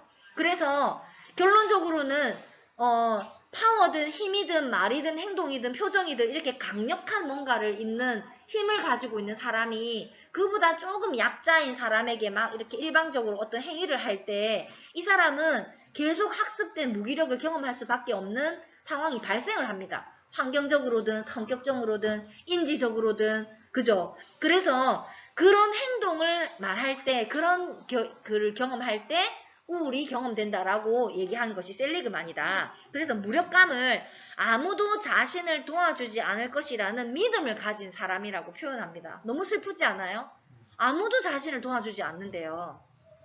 그래서 아까 파산 당했죠. 그죠? 아까 여러 가지 상황에서 갑작스러운 상실을 경험했잖아요. 그래서 친구야, 내 지금 우리 집 파산이 났는데 내가 좀 먹고 살고 해야 되니까 내한테 돈 조금만 좀 빌려주면 안 되겠어? 내가 꼭 성공해가지고 갚아줄게. 이렇게 하는 사람은 긍정적으로 뭔가 에너지를 가진 사람이죠. 그런데 어때요? 주변의 환경이 친구 망했는데 뭐 지가 무슨 재주로 해가지고 내를 갚아주겠노? 이런 생각을 하고 아무도 안 도와줘. 그죠? 그러면 어떻게 해요? 그 무력감을 계속 경험하게 되죠. 실패, 좌절. 그럼에도 불구하고 막 일어나는 사람이 있는 반면에 가수 이상민 같이 교수님은 그 사람은 정말 대단한 사람이라고 생각합니다. 그런 에너지가 있어서 그래요. 그런 사람이 있는 반면에 정말 나는 또 뭐 아니구나. 그래서 돈은 있을 때 친구가 있고 돈 없으면 친구가 떨어지는 그런 삶을 살면 안 돼요. 자, 그래서 계속 아무도 도와주지 않는구나라는 거를 본인이 계속 반복적으로 도움을 요청했는데 반복적으로 실패감을 경험하면 여러분 있잖아요. 내가 사업을 하나 할 건데 내 10명만 딱 나한테 딱 내 사람이 되면 돼요. 10명만. 그러면 내가 10명이 내 사람으로 만들기 위해서 나는 얼마만큼의 많은 사람에게 얘기해야 될까요? 100명 얘기하면 10명 올까? 그거 10%예요. 아니에요. 1000명 얘기하면 10명 내한테 올 수 있을까? 1%거든요. 아니에요. 없어요. 세상은 그만큼 사람을 내 사람으로 만들고 사람을 변화시키는 건 어렵거든요. 그러면은 내가 10명 내 사람으로 만들기 위해서 나는 몇 번의 실패를 해야 돼요? 1000명 상담에 10명 왔다 치자. 990명의 폐해를 경험해야만 10명을 경험하는 거거든요. 그러니까 990명의 폐해를 딛고 일어나야 돼요, 우리는. 그죠? 그런데 계속 학습된 무기력을 좀 경험하다 보면 성격적으로 뭔가 있을 때, 환경적으로 있을 때 자꾸 사람들은 절망을 하게 되면서 나뿐만 아니라 그 누구도 어쩔 수 없다라고 하는 그 믿음으로 정의를 내리면서 스스로를 가둬버립니다. 그래서 그 상황 자체가 아니라 상황을 바꾸어 줄 수 있는 그것은 아무도 없다라고 생각을 하고 적응을 못하는 경우에 방에 우울이 생기더라. 그거를 행동이론이라 합니다. 우울에 취약한 사람들은요, 자기 효능감이 낮고 삶에 대해서 스스로 그 삶을 지배를 해본 적이 없다라는 거예요. 그래서 상황을 조절할 수 있거나 통제할 수 있다는 긍정적인 경험을 계속 할 수 있도록 해줘야 되고, 아마 긍정적인 경험을 내가 했다고 생각하지 않는 거는 인지의 문제가 있을 수 있어요. 그래서 니 그럼에도 불구하고 그 사람은 니한테 니가 100만 원 빌려달라 했는데 10만 원 줬잖아. 그럼 이거는 성공 경험이잖아요. 그럼 그거를 자그마한 성공 경험이라도 계속 알 수 있도록, 경험했다는 거를 알 수 있도록, 인지할 수 있도록 얘기하는 게 중요하다라는 겁니다. 자, 그래서요, 행동이론은 무기력, helplessness, help라고 하는 도와주는 것이 없다고요. 에다가 ness까지 붙었어. 아예 없는 거야. 그거는 무기력. 그 다음에 절망감, hope라고 하는 희망이 less 없는 데다가 게다가 쭉 없는 거야. 그래서 무기력과 절망감 자체가 계속 경험되는 것이라고 하고요. 우울이라고 하는 상황 자체가 나아지는 것이 아니라 그 상황 자체를 바꿔줄 수 있는 건 아무것도 없다라고 하는 개인의 믿음 때문에 우울이 온다라고 보는 겁니다. 자, 6번째로 스트레스와 환경 이론입니다. 많죠, 우리 이거 원인이, 그죠? 그래서 스트레스만으로도 우울장애가 발생한다라고는 할 수가 없지만, 그렇게 생길 수밖에 없는 그 환경 자체가 스트레스를 유발시킬 수 있는 우울장애 사파에 약간 선행한다. 즉, 뭐냐면, 내가 우울장애 진단을 받았어요. 받았는데, 그 이유가 뭘까요? 생각을 해봤더니 파산도 했고요. 건강도 좀 안 좋아졌고요. 라고 말을 하더라는 거죠. 그래서 우울장애가 진단이 내려지려면 그 전에 어떤 스트레스를 경험하는 사파가 있더라. 선행되더라. 라는 거를 말하는 겁니다.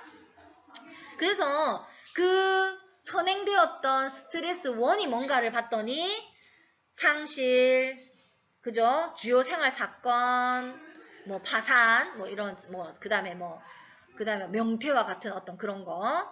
그 다음에 역할 변화. 그죠? 내가 남편만 막 기대고 평생 기대고 살았는데 남편이 갑자기 교통사고로 사망을 했어. 그럼 내가 가장 역할을 해야 되잖아요. 그런 역할의 변화.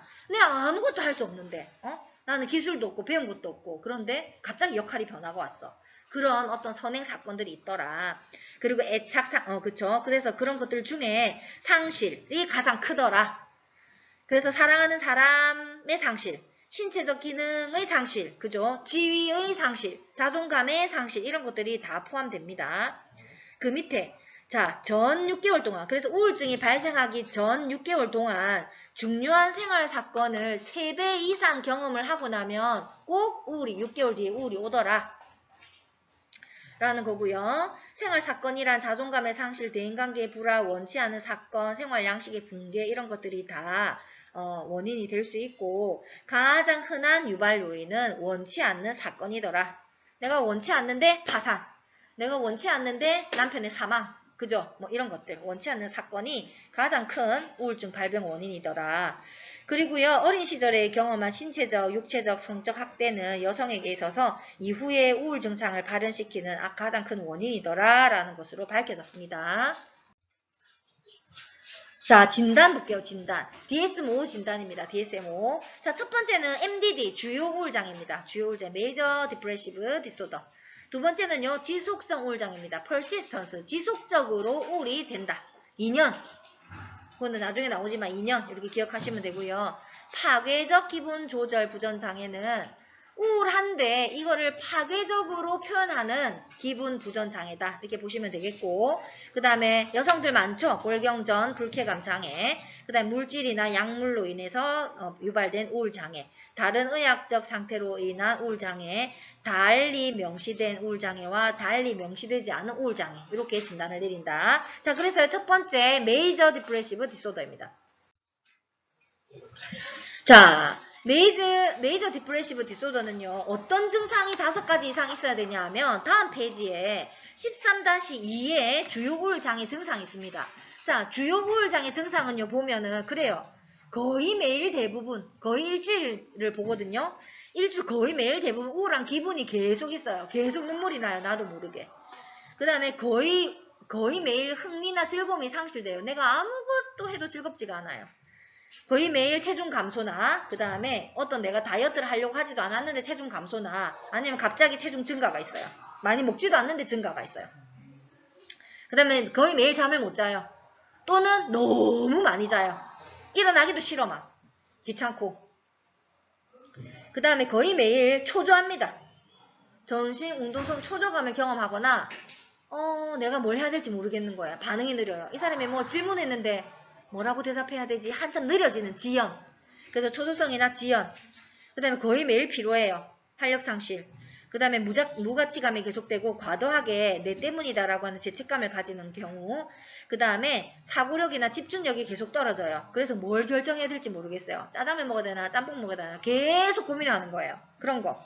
결국까지 마지막까지 막 결론을 못 내려요. 그런 경우. 그 다음에 죽음에 대한 생각이 반복되고 자살 기도를 계획하는 거. 그래서 이 9가지의 우울장애 증상 중에서 최소 5가지 이상이 2주 동안 거의 매일 나타나는 것.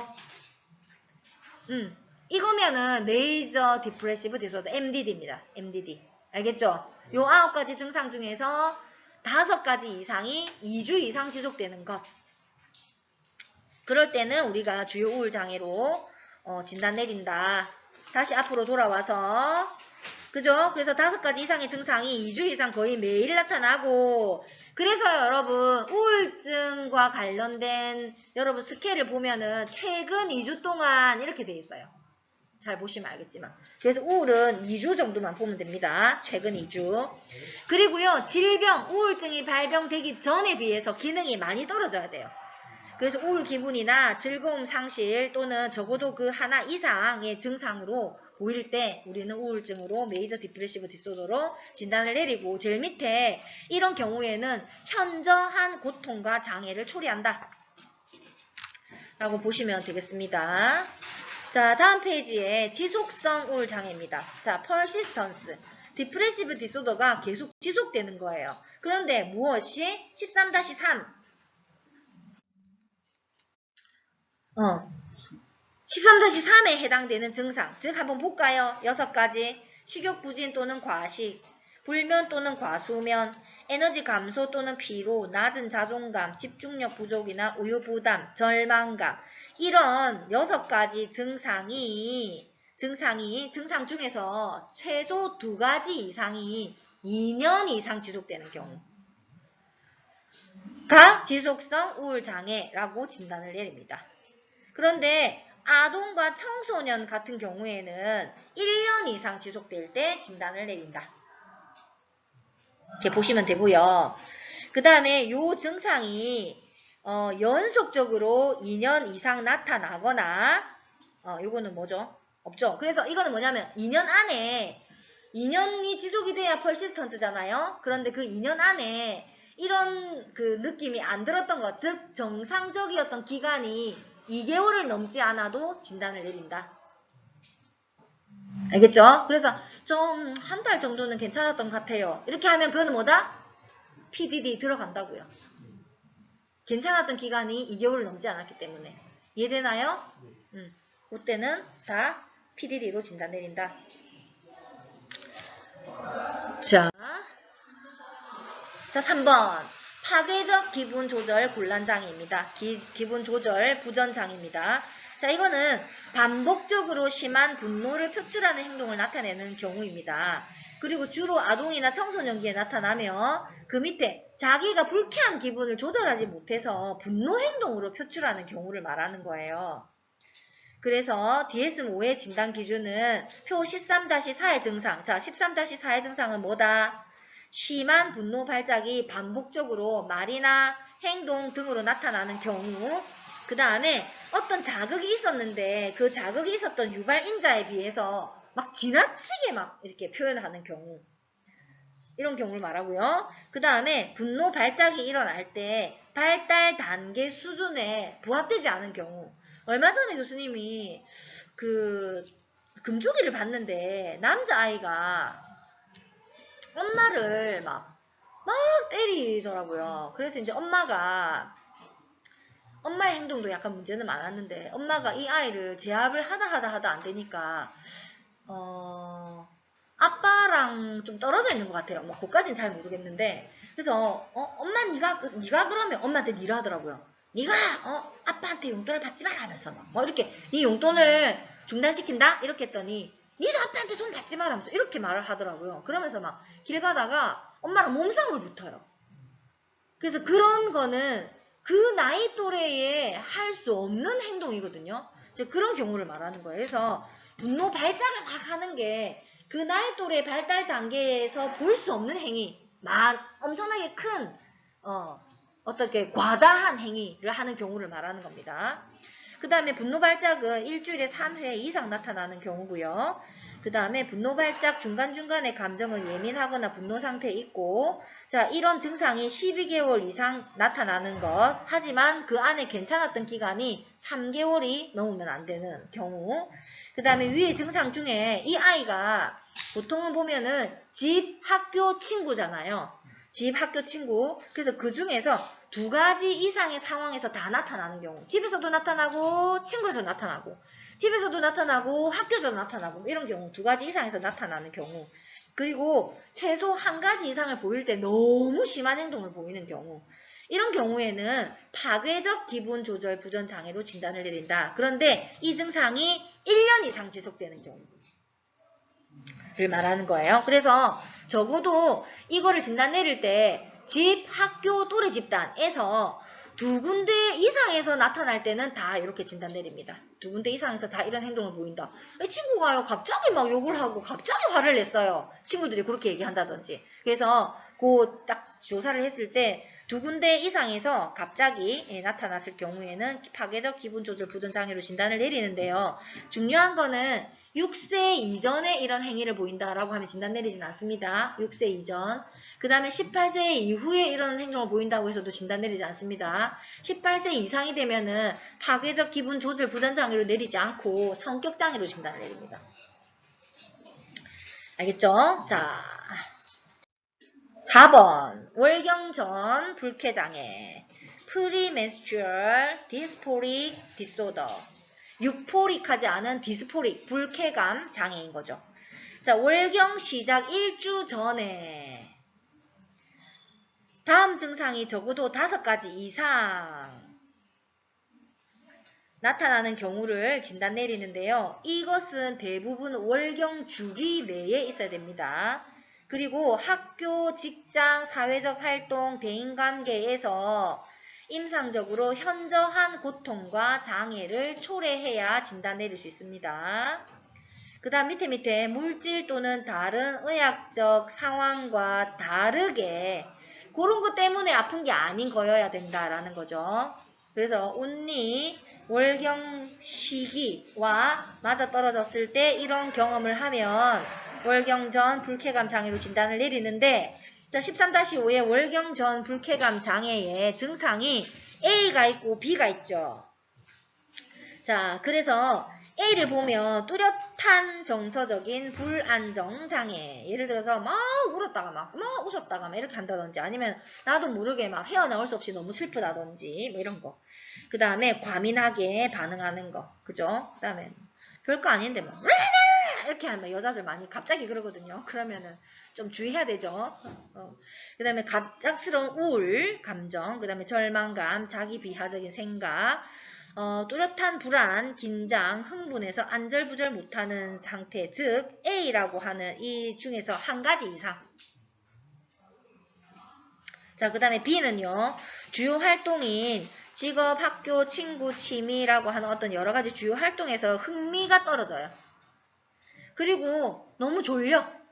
기면 상태에 있어. 근데 집중하는데 주관적으로 어려움을 느끼니 나 왜 이렇게 집중이 안 되지? 막 이런 느낌이 주관적으로 드는 경우. 그 다음에 무기력하고 난 아무것도 못하겠고 피곤하고 에너지가 뚝뚝 떨어져. 식욕도 떨어져. 또는 너무 많이 먹어. 그죠? 그래서 여성들 요거를 이용해서 나 많이 먹어야 돼 막 이렇게 하면서 막 특정한 음식을 막 찾기도 하죠. 이상하게 불닭이 땡기네 막 이러기도 하고 또 이상하게 초콜릿이 땡기네 막 이러기도 하잖아요. 특정한 음식에 대한 갈망. 그 다음에 과수면, 불면, 압도되거나 내가 통제가 불가능한 어떤 느낌, 그 다음에 유방의 압통, 우려과 같은 신체적인 증상, 관절통, 근육통, 복부 팽창감, 감각 또는 체중 증가 이런 여러 가지 비증상 중에 한 가지. 그래서 A 증상 중에 한 가지 이상, B 증상 중에 한 가지 이상 존재해야 되고요. 존재하면서 적어도 5가지 이상. 한 가지 이상 존재하면서 두 개 합쳐서 최소 5가지 이상 증상이 나타나면 월경전 불쾌감 장애로 진단 내린다. 이렇게 보시면 되겠습니다. 그리고 이거는 생리가 끝나면 사라지죠? 사라져야 돼요. 사라집니다. 자, 기타 장애. 자, 기타 장애로는요, 물질 또는 약물로 유발된 우울 장애예요. 그래서 두드러지고 지속적인 기분장애 징후가 지배적이며 대부분에서 우울한 기분이거나 뚜렷하게 흥미와 기쁨, 즐거움 이런 활동이 감소하는 것으로 특정 지어지는 것이 물질 또는 약물로 유발된 우울 장애고요. 병력이나 신체 검진 또는 검사 결과에서 물질이나 약물을 먹었다는 것을 확인할 수가 있습니다. 그래서 물질이나 약물 때문에 우울해질 수 있다. 예를 들어서 당뇨병 약을 먹었다? 그럼 우울해질 수 있다. 그죠? 아까 뭐 있었어요? 고혈압약 중에 하나 있었죠? 그래서 그런 약을 먹겠다 이러면 우울해질 수 있다. 이런 것들. 그거는 물질, 약물로 유발된 우울장애라 진단 내린다. 이렇게 보시면 되고요. 그 다음에 다른 의학적 상태에 인한 우울장애는 두드러지고 지속적인 기분장애의 징후가 지배적이고요. 그 다음 우울한 기분이나 뚜렷하게 흥미, 기쁨, 활동이 감소하는 것으로 특정 지어지며 병력, 신체검진, 검사 소견이 다른 병태, 생리적 검사 결과에 문제가 있다. 그럴 경우에는 다른 의학적 상태 때문에 생기는 우울장애다. 이렇게 본다고요. 그 다음에 달리 명시된 우울장애는 짧은 기간 동안의 슬픔, 짧은 기간 동안의 우울 에피소드. 그죠? 우리가 뭐 너무너무 오랫동안 사귀었던 사람이랑 상실을 했다. 헤어졌다. 또는 뭐 어머니, 아버지가 돌아가셨다. 내를 너무 사랑해줬던 할머니가 돌아가셨다. 이거는 어쩔 수 없이 우울장애를 경험하는 거잖아요. 그럴 때는 달리 명시된 우울장애에 갑자기 진단을 내리기도 합니다. 갑작스러운 상실. 자, 그 다음에 명시되지 않은 우울장애. 이런 것들이 있다. 이렇게 보시면 되겠고, 중요한 거는 간호 과정이죠. 자, 그래서요, 우울장애 환자의 간호 시에 우리는 정신간호사는 뭘 해야 된다? 일반적인 사항과 외모 등을 중심으로 사정을 한다. 그래서 즉 정신과에서 뭐 한다? 멘탈 스테투스 이그제미네이션을 할 때 이 사람의 표정, 말투, 복장, 뭐 머리 상태, 위생 상태 뭐 이런 걸 다 봐야 된다 이 말이에요. 그래서 기본적인 외모. 그죠? 근데 아이 컨택이 잘 돼야 되는데 아이 컨택이 잘 안 되는 경우가 있는지, 눈 맞춤을 유지하는지, 공감하면서 듣는지, 듣는 둥 마는 둥 하는지, 그죠? 그 다음에 대화 시에 서두르지 않고 흥미를 가지고 관심 있게 대화에 참여하는지 등 환자의 대화 기술, 능력, 기분, 정서, 행동, 사고, 그죠? 이런 것들을 다 보는 것이 MSE죠. 이걸 통해서 우리는 사정해 볼 수 있다. 그리고 가족 구성원과 중요한 사람들에 의해서 이것은 정보를 얻을 수 있다라고 보시면 되겠고요. 그래서 사정할 때 이것이 중요합니다. 그죠? 자, 그래서요, 우울증 선별 도구에 보면은 제일 처음 나오는 게 BDI죠. BDI. 그래서 BDI를 많이 쓰기도 합니다. 그 다음에 단축형으로 밑에는 CES를 쓰기도 합니다. CES.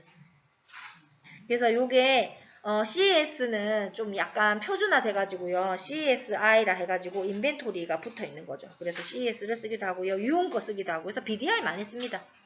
그렇게 보시면 되고 혹시 여러분들이 나중에 4학년이 돼가지고 내가 연구를 하고 싶다. 올 연구를 하고 싶다. 이렇게 한다면 보통 BDI 쓰면 되고요.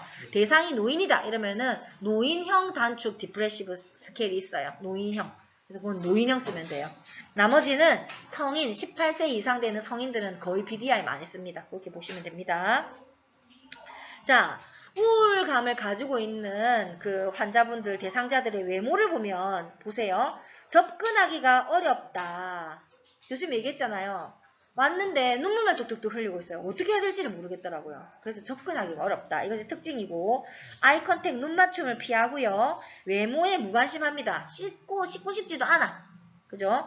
그리고 정신운동 지연이나 초조함을 보이기도 합니다. 그래서 보통 초조함을 보이는 경우도 왕왕 있기는 한데 우울하신 분들은 약간 리타데이션, 그러니까 지연 상태를 많이 보입니다. 그래서 반응을 질문을 해도 한 뭐 1분 있어야 말을 할까 말까? 그리고 귀찮아해요. 왜 또 귀찮아하냐면 인지가 이게 사고가 느려지거든요. 그래서 뭐라고 답을 해야 될지를 모르겠는 거예요. 그래서 늘어지는 경우도 있습니다. 그건 물론 잘 구분해야 되겠죠. 자, 신체 증상은요. 몸에 기운이 없고 항상 피곤하다. 고 이야기합니다. 그러면서 두통, 소화불량, 관절통 등 구체적으로 신체 증상을 호소하는 경우가 많다. 그 다음에 수면은요.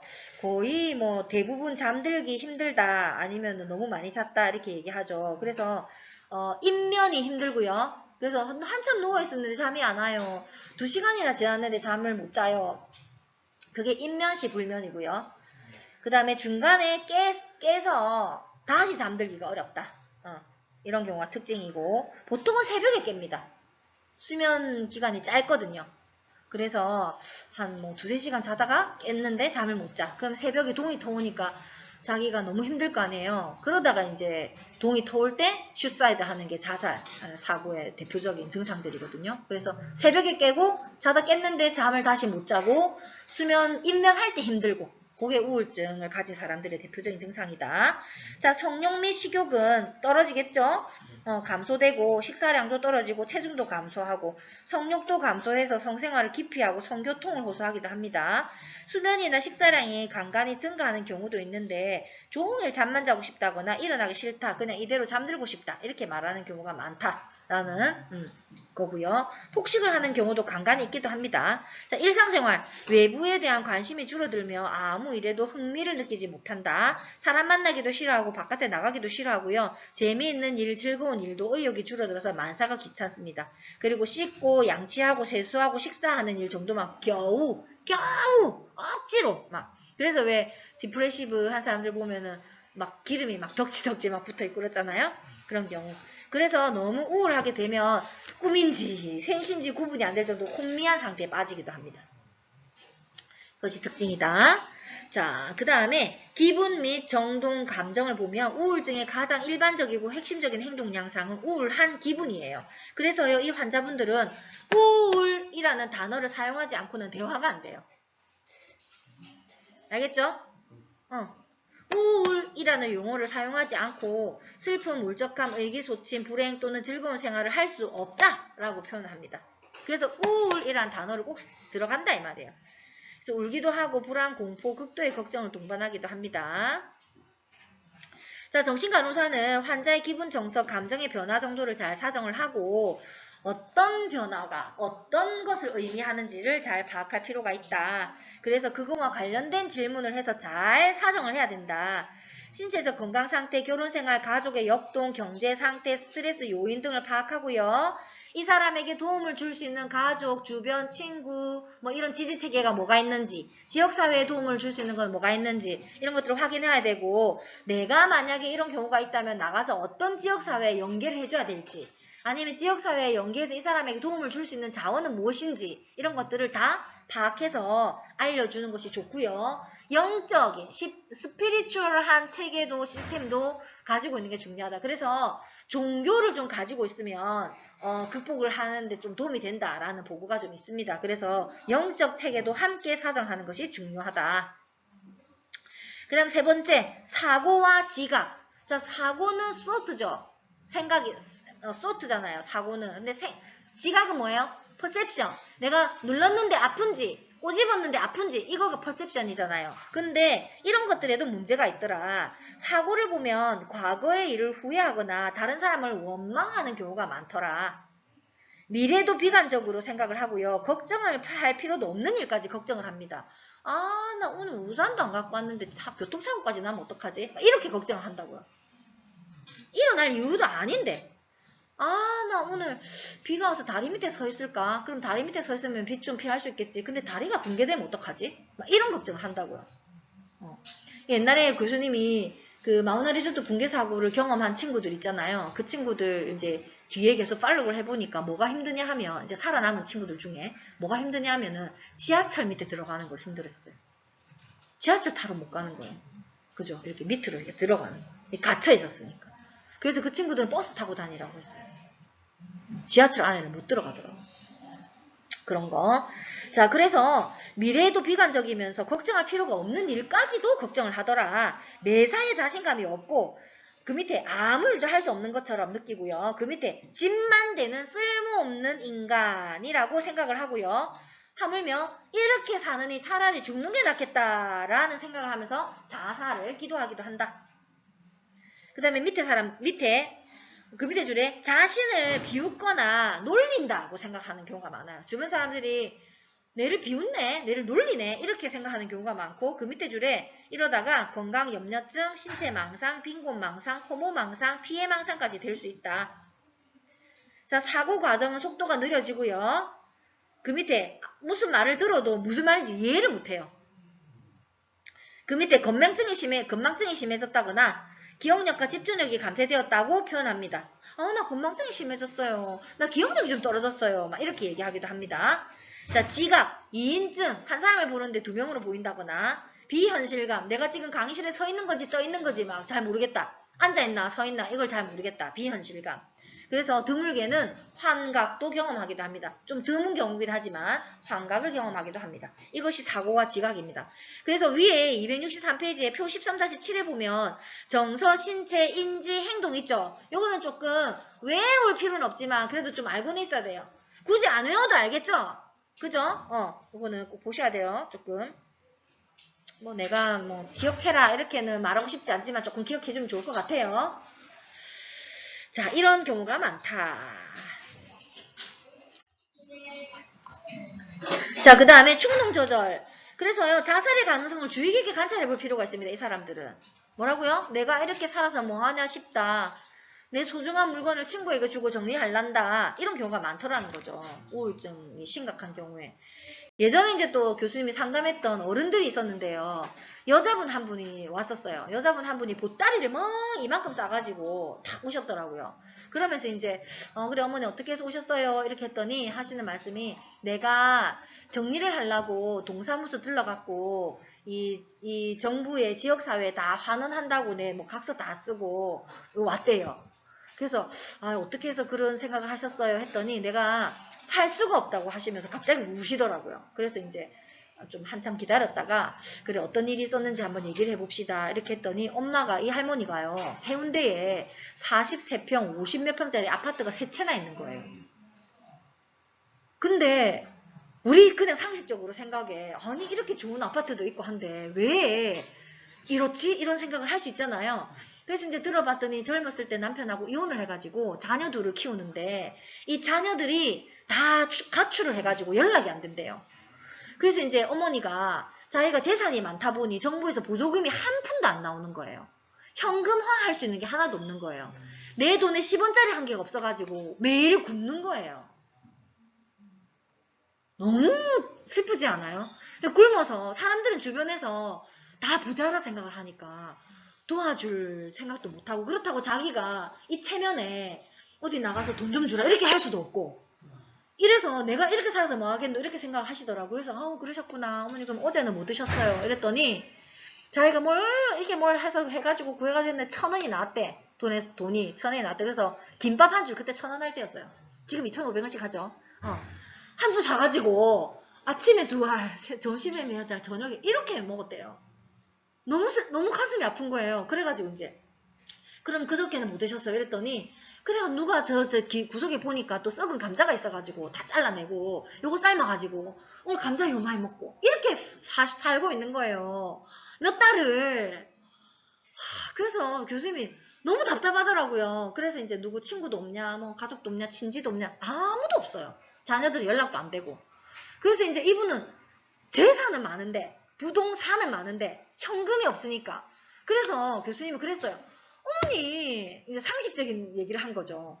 어머니 그럼 집 담보해가지고 대출을 받던지 아니면 이걸 팔면 되잖아요. IMF 딱 터져가지고 아무 데도 안 팔리는 거예요. 그때 해운대 덩어리가 컸거든요. 그 정도 되는 게 막 거의 막 몇십억씩 하니까 거래가 안 돼가지고 안 되는 거예요. 너무 그런 경우도 있어요. 그래서 그분이 차라리 이거 필요 없으니까 다 죽부고 내가 죽어야 되겠다 이렇게 생각을 하고 재산 정리하고 오신 분이었어요. 교수님 지난번에 얘기했죠. 자살하려고 하는 사람은 마지막에 꼭 어딘가 찾아간다 했잖아요. 찾아가든지 통하든지. 그래서 내가 생각을 해보니까 니하고 상담했던 기억이 나서 내 마지막으로 한 복화 싶어서 왔다 이러고 오셨더라고요. 그래서 교수님이 너무 잘 왔다고 이제 어디를 갔냐면 우리나라에 신용 무슨 뭐 그런 게 해가지고 담보자필 구제해주는 데가 있어요. 법률 상담소가 있어요. 그래서 그 손잡고 갔잖아. 그래서 이제 그 할머니 잘 살아 계십니다. 우리가 그런 사람이 될 수 있어요. 한 사람의 생명을 구할 수 또 있지만 그건 또 뒤에 얘기해 줄게요. 그 할아버지 얘기하면 있는데 그분 뒤에 얘기해 줄게요. 자 그렇더라. 그래서 간호진단은요. 이런 분들에게 어떻게 간호진단을 내릴까? 퍼셉션의 장애, 지각의 장애. 내가 잘못돼. 내가 서 있는지 앉아 있는지도 모르겠어요. 이렇게 생각한다면 지각장애. 그죠? 책으로 할게요.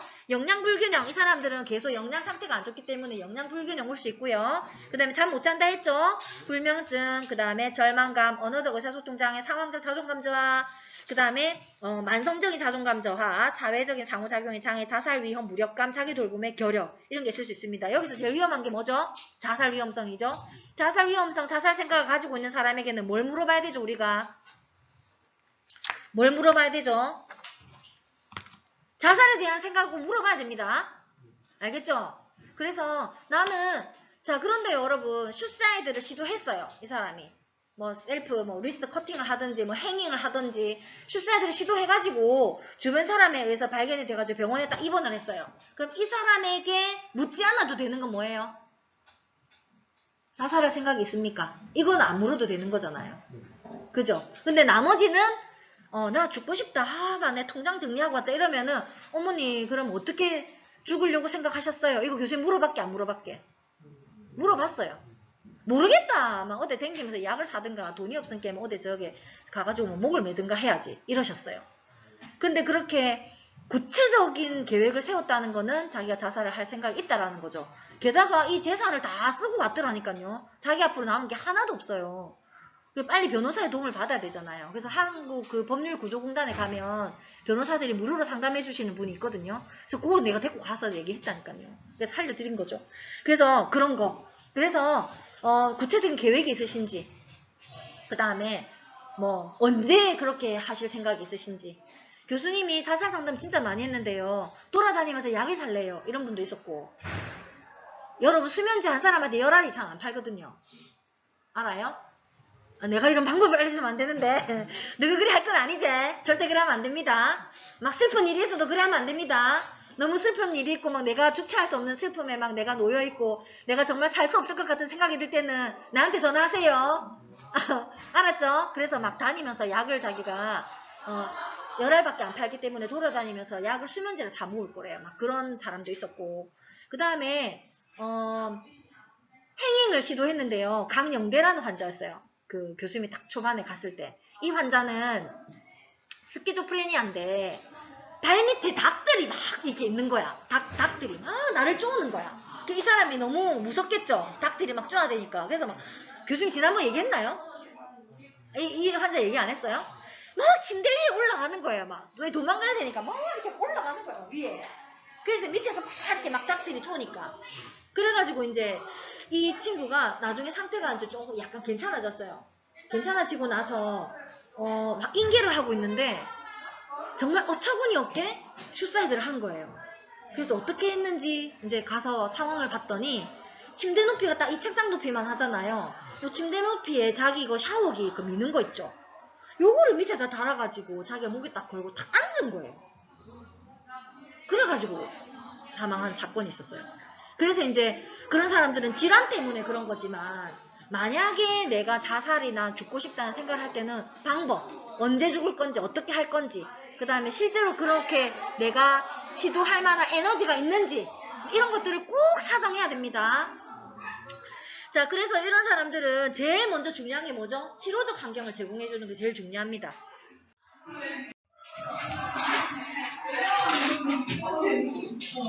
그죠? 자, 치료적 환경을 제공해 주는 게 제일 중요합니다.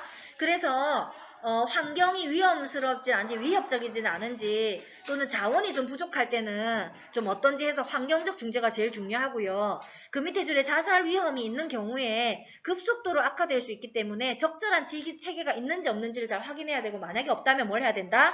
입원 치료해야 됩니다. 자, 이거는 별별별이죠. 우울증으로부터 벗어나기 시작하는 회복기에는 자살 시도의 기회와 에너지가 생기기 때문에 나 좀 기분이 나아지는 것 같아요 할 때는 제일 주의해야 되는 상태입니다. 알겠죠? 그래서 요거는 입원해 있을 때 나 좀 괜찮아졌어요 하면은 정기적으로 라운딩을 한다? 한다? 아니에요. 정기적으로 하면 안 돼요. 비정기적으로 해야 돼요. 알겠죠? 정기적으로 라운딩을 하면 환자가 간호사 왔다 갔으니까 내가 이때 시도해야지 이렇게 하거든요. 그래 에너지가 있기 때문에. 그래서 언제 내가 왔다 갔지만 다시 한 번 더 가야 돼요. 비정기적으로 또 해야 돼요. 라운딩을. 알겠죠? 자, 그렇게 해야 된다. 그 다음에 우울증으로 벗어나기 시작할 때 이게 제일 중요하다. 그래서 가장 위험한 시기다. 반드시 자살 가능성이 있기 때문에 여부를 확인하는 것이 중요합니다. 별별별입니다. 자, 두 번째는 치료적 관계를 형성한다. 우울증 환자는 위축되거나 반응을 안 보이고요. 간호사에게 거부합니다. 왜? 우울하기 때문에. 귀찮아 죽겠네. 이런 생각을 하나 봐요. 그래서 환자분 어떻게 해서 오셨어요? 이렇게 하면은 그냥요. 이렇게 얘기하거든요. 그래서 예, 지금 좀 우울해 보이시는데 좀 어떠신지 얘기해 주실 수 있나요? 싫어요. 이렇게 얘기해요. 그래서 거부한다. 그게 중요하고 자신에 대한 부정적인 시각 때문에 주로 홀로 지내고요. 자기는 무가치하다고 생각을 합니다. 그래서 정신간호사는 어떻게 조용하고 따뜻하고 수용적인 태도로 솔직하게 슬퍼 보이시군요. 감정이 어떤 일이 있었는지 저에게 말씀해 주실 수 있을까요? 관심. 제가 가세요. 이렇게도 해요. 싫어요. 가세요. 이렇게도 하거든요. 그러면 우리가 관심을 보여줘야 되겠죠. 그럼 지금 혼자 있고 싶으신가 보군요. 그러면 잠시 있다가 제가 다시 오겠습니다. 하고 또 와주고. 그래서 주기적으로 와줘야 된다고 했죠. 그래서 옆에서 손잡아주고 옆에 같이 있어주고 그냥 아무 말 안 해도 곁에 있어주기. 이게 제일 중요한 간호잖아요. 그죠? 우울증 환자에게는. 그래서 이것이 중요하다. 이렇게 보시면 되겠고 그 밑에 줄에 나오죠. 함께 있어주고. 우울증 환자에게 제일 중요한 간호는 뭐다? 함께 있어주기. 그 밑에 줄에 옆에 있어주는 것만으로도 자신이 소중한 사람으로 믿게 된다. 그리고 환자 이름을 자꾸 불러주는 거예요.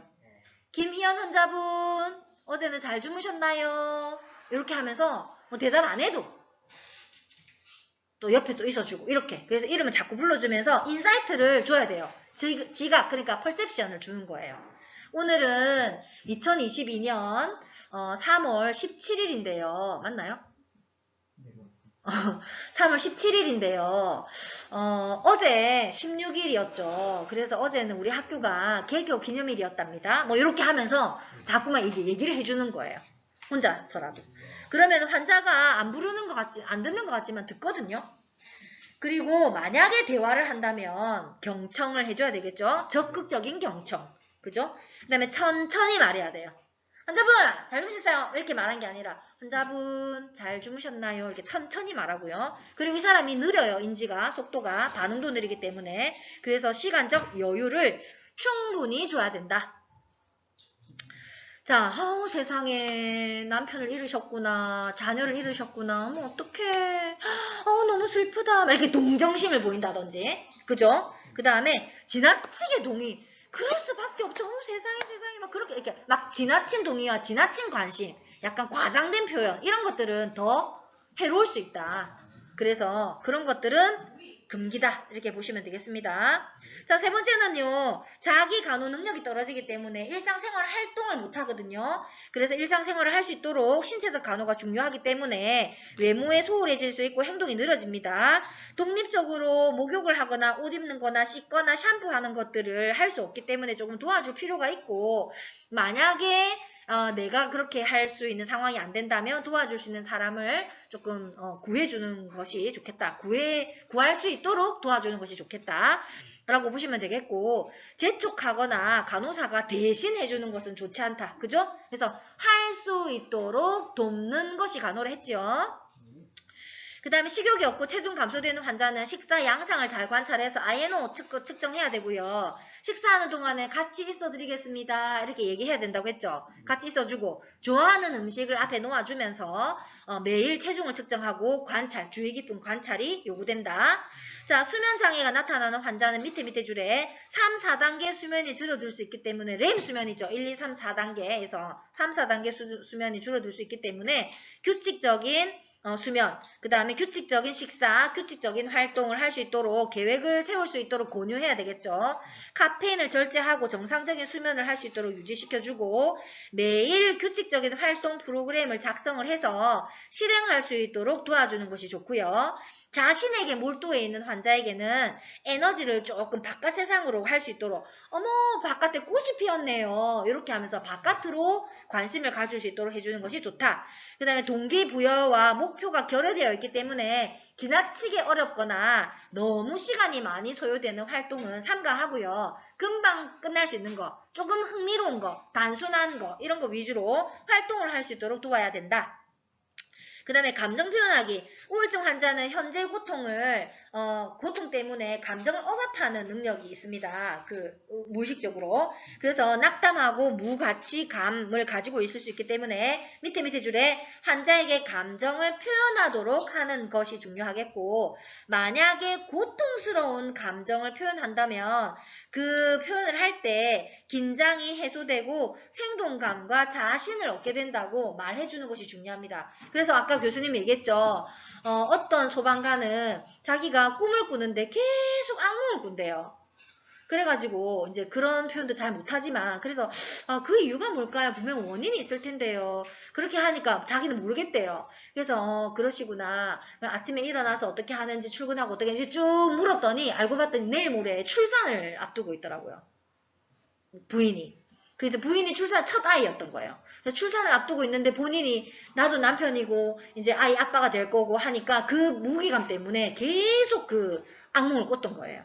그래서 그런 것 때문에 그렇다. 그럴 수 있다. 아니 이렇게 잘하실 수 있는데 걱정이 되시나 보군요. 잘하실 수 있습니다. 이렇게 하면서 막 이렇게 했더니 상담 원래 10회기 하기로 했었는데 막 3회 만에 끝났습니다. 너무 막 자기가 좋아져가지고요. 그랬었고요. 자, 그래서 할 수 있다. 긴장이 해소된다. 그래서 감정을 표현할수록 도와주는 것이 중요하다라는 거죠. 인지치료는 계속 얘기했습니다. 그쵸? 잘못된 해석을 믿음으로 생각하고 있는 인지 때문에 그렇기 때문에 사고를 변화시킬 수 있도록 하는 경험이 중요합니다. 그래서 어머 세상에 이렇게도 하셨네요. 이렇게 하면서 자기가 잘못된 생각을 바꿀 수 있도록 해야 되고요. 부정적인 생각을 어떤 것을 하고 있는지 확인을 하고 멈추거나 다른 생각으로 바꾸어주는 것이 중요합니다. 그리고 부정적인 생각을 감소시키는 동시에 자신의 강점과 장점, 성과, 기회, 자기의 성공 능력 이런 것들을 검토해보고 그런 거를 계속 얘기해주면서 긍정적인 사고를 증가시켜서 자존감을 강화시키도록 하는 것이 중요하다. 그 다음에 사회기술이 좀 떨어져 있다고 했죠. 계속 혼자서만 지낸다고 했잖아요. 그리고 부정적인 사고를 많이 하기 때문에 문제 해결을 잘 못해요. 이런 사람들이. 그래서 부정적인 감정 반응을 가진 환자들은 사회적 상호관계를 잘 형성하지 못하기 때문에 사회기술을 증진시켜줘야 됩니다. 그래서 같이 가서 문제 해결을 어떻게 하는지 같이 가서 하는 행동을 보고 수정을 해준다든지 이제 이런 식으로 하는 게 중요하죠. 그래서 관심을 파악하고 어떤 걸 좋아하는지 그 다음에 지역사회 모임이나 공공기관, 클럽 이런 것들을 통해서 본인의 관심을 추구할 수 있는 방법을 확인하고 그것을 도와주는 것이 중요합니다. 그 밑에 건 한번 읽어보시고요. 지역사회의 활동을 어떻게 활용을 할 수 있는지를 확인해서 알려주는 것이 좋겠죠. 그 다음에 가족치료는 아까 얘기했잖아요. 가족 구성원들이 그럴 수 있기 때문에 그래서 가족 구성원의 영향을 많이 받습니다.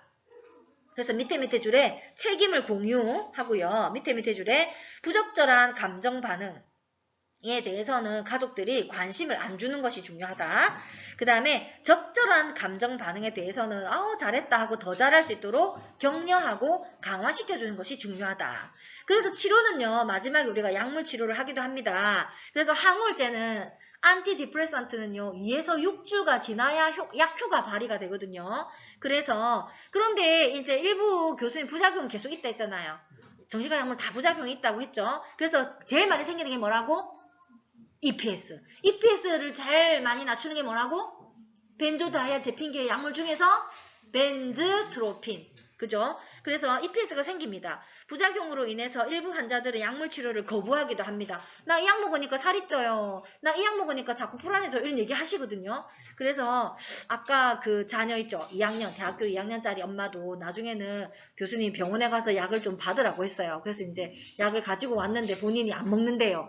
왜냐면 중독될까봐. 그래서 아니다. 중독되는 거 아니다. 지금은 그래서 그분은 잠도 못 자고요. 밤새 울고 이랬거든요. 진짜 힘들었어요. 막. 아휴, 살도 빠지고요. 하여튼 모든 증상이 다 나왔었어요. 어쨌든 그래서 일부 환자들은 부작용이 있기 때문에 약물 치료를 거부하기도 합니다. 자, 별별별. 3환계 항우울제는 고용량에서는 치명적입니다. 3환계 항우울제. 3환계 항우울제라고 하는 거는 교수님이 지난주차에 설명했을 거예요. 자, 약물이라고 하는 거는 벤젠 고리에 의해서 COH, CH, OH 뭐 이런 걸로 환으로 육각형의 환으로 구성이 되어 있거든요. 이게 3환이라고요. 3개가 붙어서 약이 생긴 항우울제를 말하는 거예요. 3환계 항우울제. 알겠죠? 자, 그거는 약간 치명적이다. 그래서요, 밑에 줄에 우울증이 재발하거나 약물 치료에 반응을 보이지 않는 경우에는 ECT, 전기 경련 치료를 하기도 한다. 갑자기 생각이 났네. 지난주에 교수님 마지막 문제 낸 거 있네. 그죠? 아닌 거 뭐더라? 옳지. 그렇죠. 자, 그래서 뭐라고요? 다시. ECT는 합니다. ECG입니다. 자, 그래서 ECT를 하기도 한다. 그리고요, 만약에 계절적인 정서 장애를 가진다면 특정 양의 밝은 빛을 쪼이는 광선 치료를 시도한다. 그래서 교수님 얘기했죠? 약간 집안에 우울한 사람이 있다, 우울한 친구가 있다, 니는 방에서 안 나온다, 이런 친구가 있으면 어떻게? 계속 불을 켜놔야 돼요. 알겠죠? 멜라닌 때문에 그렇거든요. 그래서 계속 불 켜놓고 내가 좀 우울한 기분이 든다 이러면 밝은 곳에 가 있으세요. 햇빛 막 이게 뭐 다 쪼이고 이런 거 다 올리고, 알겠죠? 그래서 햇빛을 좀 쪼이면 됩니다. 자, 간호평가는요, 간호를 종결하는 단계에 있을 때 교수님이 계속 얘기했죠. 교수님이 강조하는 거 몇 가지만 딱딱딱 기억하세요. 환자와 환자와 치료자와의 관계에서 제일 중요한 게 뭐다? 전이와 역전이 감정이거든요. 그래서 그렇게 되지 않도록 해야 되고요. 환자는 의존하게 됩니다. 환자는 이 사람이 엄마 같고, 이 사람이 나의 모든 도움을 줄 것 같고, 이 사람이 내를 구원해 줄 것 같고, 이 사람이 아니면 안 될 것 같고, 이게 뭐다? 전이 감정이거든요. 그래서 종료하는 시점, 이 사람이 괜찮아서 퇴원하는 시점에서는 또 다른 상실을 경험하기도 합니다. 간호사와 헤어지는 게. 그죠? 그래서 상실을 경험하기 때문에 공포스럽기도 하고 울기도 하고 다시 리그레션, 그러니까 다시 다시 어린아이가 되는 게 뭐죠? 퇴행. 다시 퇴행하기도 합니다. 이전으로. 왜? 병이 있어야 내가 이 사람한테 관심을 받으니까. 그렇게 되기도 합니다. 하지만 그렇게 될 것이라도 이 사람은 재활을 하고 퇴원을 시켜야 되기 때문에 그럴 수 있는 것은 이해하지만 그럼에도 불구하고 퇴원을 해야 되고, 퇴원을 하고 나서도 뭐 저랑 또 통화를 할 수 있습니다. 이런 식으로 약간 기회를 주는 게 좋겠죠. 그래서 또 다른 상실로 인식하기 때문에 종결이 위험하다. 자, 다음 페이지에 5번에 보면요. 주요 우울장애에서 1차적으로 선택되는 항우울제는 뭘까요? 그렇지. SSRI. 자, SSRI는요. 여기 아까 그림에서 나왔어요. 자, 그림에서 선택적으로 세로토닌이 나와요. 선택적으로 세로토닌을 재흡수하는 거를 말하는 건데, 재흡수 이니비터, 억제제. 이게 막 유리되어 있으면 우울하다 했잖아요. 세로토닌 여기 막 유리되어 있으면. 그래서 선택적으로 세로토닌만 받는 거야. 선택적으로 세로토닌을 리업테이크하는 이니비터가 뭐다? SSRI라고요. 그러면 걔네들이 우울을 낮추겠죠. 선택적으로 세로토닌만 착착착 가져가거든요. 그래서 SSRI는 뭐였다? 세 가지. 플록세틴, 프로작 앞에 나왔잖아요. 세 가지.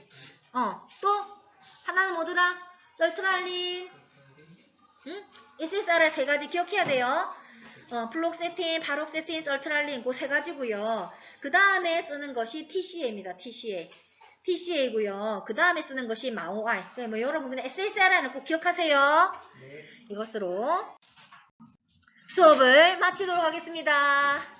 수고 많았습니다.